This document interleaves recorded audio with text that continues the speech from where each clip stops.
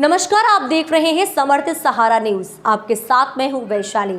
आइए रुक करते हैं आज की खबरों की ओर। पीसीसी चीफ जीतू पटवारी का बयान। मध्य प्रदेश में कांग्रेस कराएगी जातीय जनगणना। मध्य प्रदेश में शुरू किया जाएगा आंदोलन। केंद्र राज्य सरकार ने जातीय जनगणना नहीं कराई तो कांग्रेस इस दिशा में काम करेगी। जीतू पटवारी। हम भूमिका आंदोलन बना रहे हैं। सभी वार्ड पंचायतों में इस संगठन का निर्माण का काम कर रहे हैं। सरकार जातिगत जनगणना कराए तो धन्यवाद, नहीं तो हम कराएंगे। कांग्रेस की किसान न्याय यात्रा पर बोले जीतू पटवारी। 1 लाख बार बीजेपी सरकार ने किसानों की आय दुगनी करने की बात कही है। वहीं 10 साल पहले जो स्थिति थी वही अभी भी है। किसान न्याय यात्रा में किसानों के हित में इस मुहिम को चलाएंगे। ये किसी दलगत राजनीति की बात नहीं है। जितना सेना का जवान देशभक्त हो उतना ही किसान है। भाजपा सरकार में किसान हित में काम नहीं हुआ। शिवराज सिंह चौहान एमपी में वोट लेकर कृषि मंत्री बने, लेकिन एमएसपी पर खरीद महाराष्ट्र में होगी क्योंकि वहां चुनाव है। किसान न्याय यात्रा में सीनियर नेता शामिल होंगे। 20 सितंबर को सरकार की आंखें खोलने के लिए हर जिले में कलेक्टर कार्यालय जाएंगे। ट्रैक्टर लेकर निकलेंगे किसान और कांग्रेस नेता कार्यकर्ता। कमलनाथ, दिग्विजय सिंह, उमंग सिंगार समेत सभी बड़े नेता अलग अलग जिलों के नेतृत्व कर वहीं परिसीमन पर बोले जीतू पटवारी। राजनीतिक फूट और दुर्भावना अगर इसमें हुई तो ये ठीक नहीं होगा।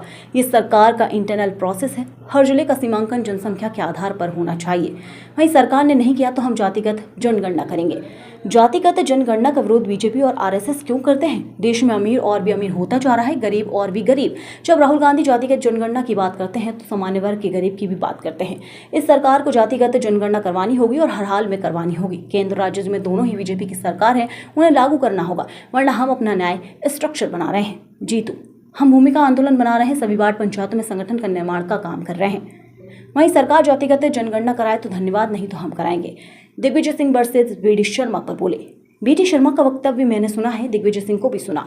दिग्विजय सिंह ने ये कहा कि आपकी ही सरकार है, कार्रवाई करनी चाहिए। बीडी शर्मा ने भी जो भाषा का उपयोग किया वो सार्वजनिक जीवन में सही नहीं है। स्वयंभू अध्यक्ष ने मेरी मर्दानगी को चेक करना ऐसी भाषा बोली, ऐसी भाषा उन्हें नहीं बोलना चाहिए। सार्वजनिक जीवन में ओछी भाषा से बचे बीडी शर्मा। उमा भारती के राहुल गांधी को लेकर पोस्ट पर कहा, हर व्यक्ति का सोचने का अपना तरीका होता है। राहुल गांधी जब अभय मुद्रा की बात करते हैं तब प्रेम मोहब्बत की बात करते हैं। अधिकारियों द्वारा सड़कों के निरीक्षण पर बोले, धन्यवाद, अब सरकार जागी। गड्ढों के कारण 100 से 200 मौतें हो चुकी हैं। राजनीतिक ना हो, परिसीमन तो ठीक रहेगा। वहीं सेम पित्रोदा के राहुल गांधी को लेकर बयान पर बोले पटवारी। राहुल गांधी की इमेज को डैमेज करने अरबों करोड़ रुपए खर्च करके खराब की गई है। राहुल गांधी डरते नहीं है। एकमात्र राहुल गांधी है जिन्होंने कश्मीर से कन्याकुमारी तक पदयात्रा की। वो एकमात्र नेता है जो पत्रकार, मिडिल क्लास, गरीब, किसान, ड्राइवर की बात करते हैं। अब तो बीजेपी के भी कई नेता भी इस बात को मानने लगे हैं। सिंगरौली रिश्वत कांड को लेकर साधा सरकार पर निशाना। ये माफियाओं की सरकार है, रिश्वत का बोलबाला रहेगी। अधिकारियों कर्मचारियों की नियुक्ति रिश्वत से हो रही है। सिंगरौली में जो घटना हुई, पैसा हर स्तर पर लिया जा रहा है। नहीं, बात यह है कि राहुल गांधी जी जब जातिगत जनगणना की बात करते हैं तो क्यों करते हैं? भारतीय जनता पार्टी के लोग इसको का विरोध करते हैं, आरएसएस के लोग इसका विरोध करते हैं, तो क्यों करते हैं? इस देश में अमीर अमीर और गरीब गरीब होता जा रहा है। जब हम जातिगत आधार पर, धार्मिक आधार पर रिश्ते स्वाभाविक एक दूसरे की शादी ब्याह करते हैं, आपस में जीवन जीने की शैली बनाते हैं, तो कौन सी समाज के लोग आर्थिक इस देश में 70 साल 75 साल बाद संपन्न हुए, कौन से समाज के नहीं हुए, ये जानना तो अधिकार है। इस देश में राहुल गांधी जब जातिगत जनगणना की बात करते हैं तो वो एसटी, एससी, ओबीसी के साथ साथ अपर कास्ट के गरीब की बात भी करते हैं। तो मैसेज क्या है? मैसेज ये है कि 25 लोगों के पास देश का 80% धन पहुंच गया और 80% लोगों के पास देश का 20% धन है। आखिर ये असमानता इस देश में क्रांति लाएगी या नहीं लाएगी?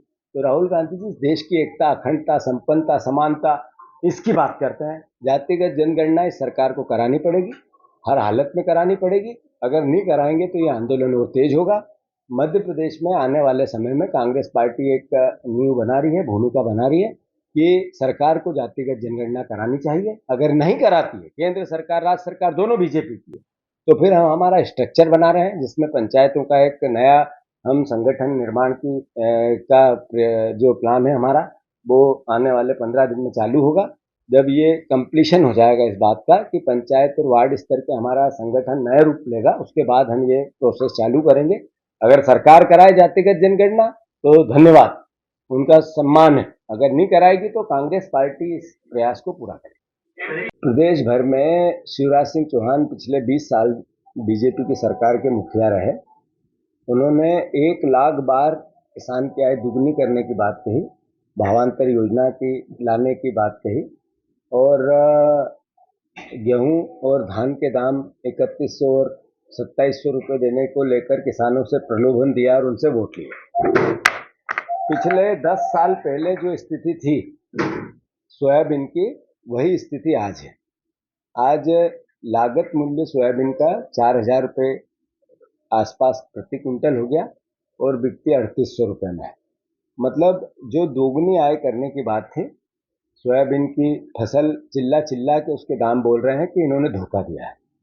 कांग्रेस पार्टी का दायित्व है, विपक्ष की भूमिका। हम किसान न्याय यात्रा पूरे प्रदेश में लगातार इस मूवमेंट को किसानों के हित में उठाएंगे। मैं किसान भाइयों से आग्रह करता हूं, प्रार्थना करता हूं कि ये दलगत राजनीति का विषय नहीं है, ये आपके बच्चों के भविष्य का विषय है, इस देश के मर्म का विषय है।